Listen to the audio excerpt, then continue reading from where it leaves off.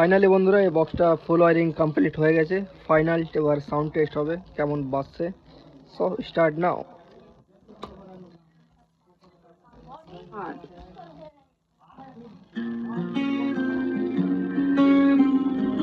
লেভেলটা দেখবো কত দূর অব্দি সাউন্ড দেওয়া যাচ্ছে। মার্ক করে দিলাম। Let's go. तो दिल मुस्काए हर एक लम्हा खास बन जाए तेरी एक नजर तेरी एक हंसी मेरी हर थकान दूर ले जाए तू जो बोले तो दिल शर्माए